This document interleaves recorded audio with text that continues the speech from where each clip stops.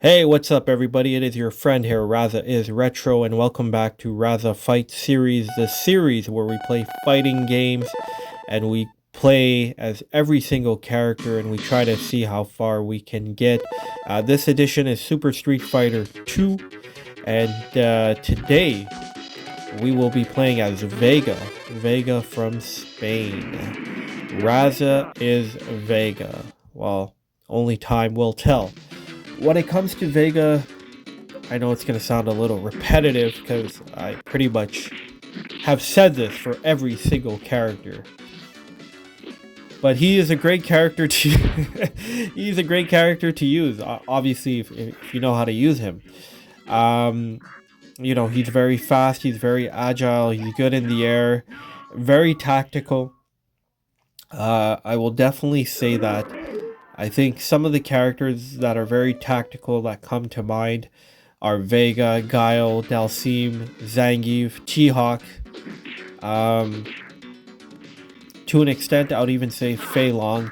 But yeah, there's quite a few that are very tactical. He is one that you have to know how to play as if you really um,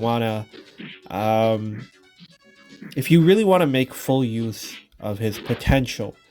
If you don't know how to play Street Fighter, or you're not too good at fighting games, you can probably get away with it by playing with characters such as Ryu, Ken, Chun-Li, E Honda, to name a few.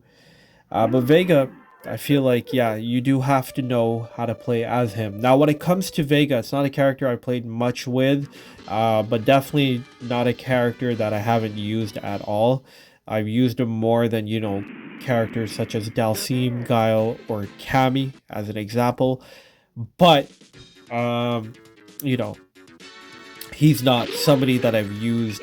Like, if I was to do a top 5 or a top 6, or heck, even a top 7 or 8 of characters that I use in Super Street Fighter 2, I don't think he would make the top 6, 7, maybe 8 or 9.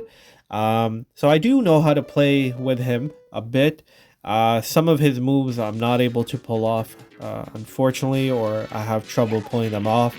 So I'm going to try to play the way I can, which is to be very aggressive, very attacking, to get in as much hits as possible without doing too many special moves. And thank the Lord, we were able to get past Ryu because Ryu is always a troublesome character. When it comes to Vega, great stage, by the way, great music, interesting story. I personally do not feel like I have any sort of connection to this guy. If you know Vega, you know he's a psychopath. I am not a psychopath, or at least I don't think I am. Um, he's very egotistic. He thinks he's the most handsome guy out there. To be fair, he is handsome, but you always gotta humble yourself, as they say. So he's a complete opposite, right? Obviously. But again, very interesting character, very fun character to use. What I have noticed, at least when I was growing up, or even when I play online, when I played with friends, when I played at the arcade, whatever the case is, I haven't ran into a lot of Vega characters, or let me rephrase that. I haven't ran into a lot of people that choose Vega. I've obviously had my fair share of fights with people that would choose guys like Guile, Dhalsim, Zangief, T-Hawk, which are very tactical characters. But with Vega, I haven't seen that. Um, Very rare, which is interesting. Um, because I think, and again, you could say that about every single character, most definitely. But if you know how to play as Vega, he could be very, very good and very tactical to use. Um, but yeah, he's just not somebody that I really got to play as.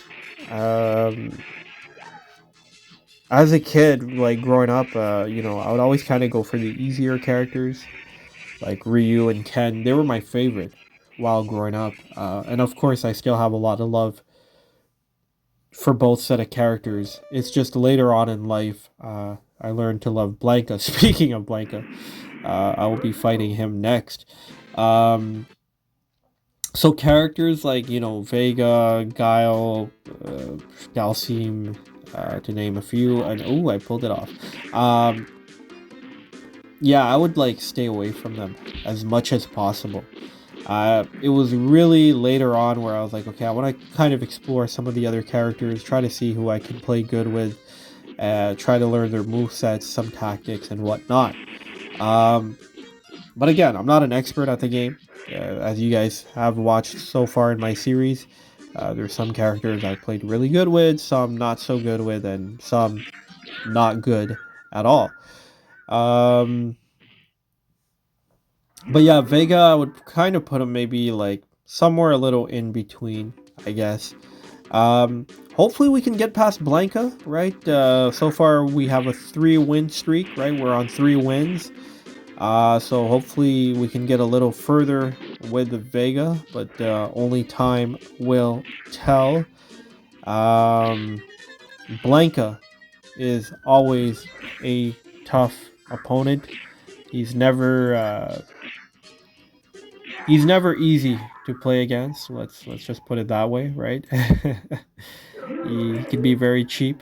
I know because I play with Blanca a lot. But I think I've mentioned it before. In Street Fighter 2, he's not really my go-to character.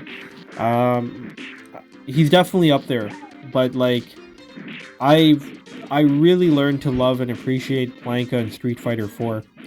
And then later on in 5 and even 6, I enjoy playing with him in Street Fighter 6 as well. And this is not looking good for the man from Spain by the name of Vega. It has ended. So when it comes to Vega, Raza is Vega. Ladies and germs. We have finished with 3 wins. And you know what? I'm happy because since I've been doing this series, I've either had 6 wins or 1. So it's pretty nice to see something in between, a different number. I hope this doesn't become a 6-3-1 series. That is very possible as well. But that being said, I really appreciate anybody that took the time to watch, left a comment. It's always appreciated. If you have any memories with a legend by the name of Vega, or any memories with the country of Spain, then please do let me know. And we are now onto the leaderboard, and as it stands, Balrog, Deejay, and Chun-Li have 6 wins. Vega has 3 wins, and Guile and Dhalsim have 1 win. So as it stands, Raza is Balrog, Raza is Deejay, Raza is Chun-Li. Thank you once again so much for watching. God bless you all, and remember to always remain retro.